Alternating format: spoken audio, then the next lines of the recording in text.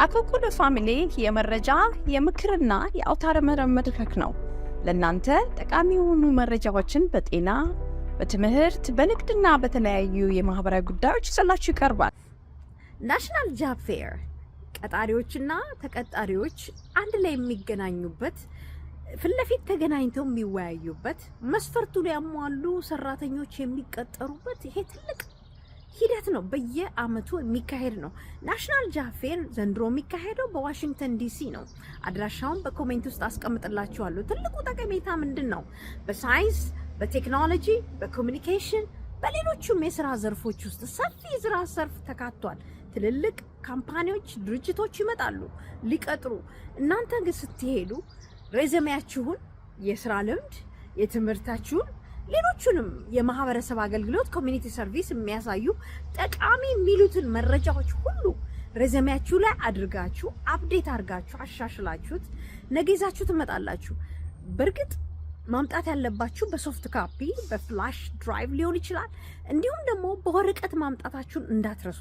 በአብዛኛዎቹ ካምፓኒዎች በወረቀት ላይ ማየት ይወዳሉ።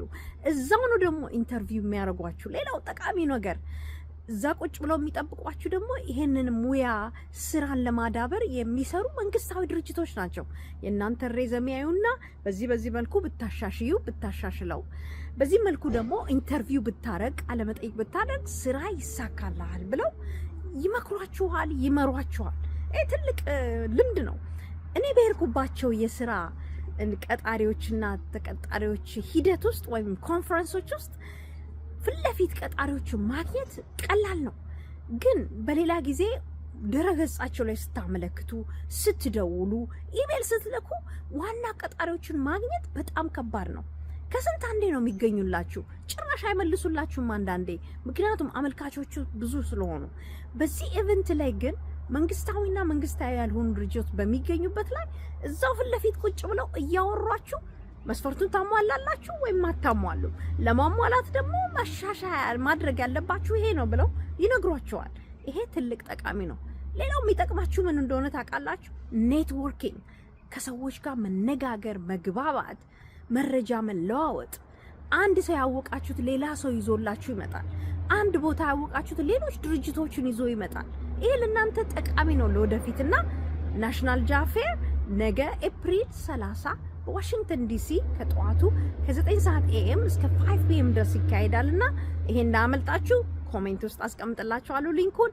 ሳይን አፕ ማድረግ መፈረም ካለባችሁ መመዝገብ ካለባችሁ መመዝገባችሁ እንዳትረሱ።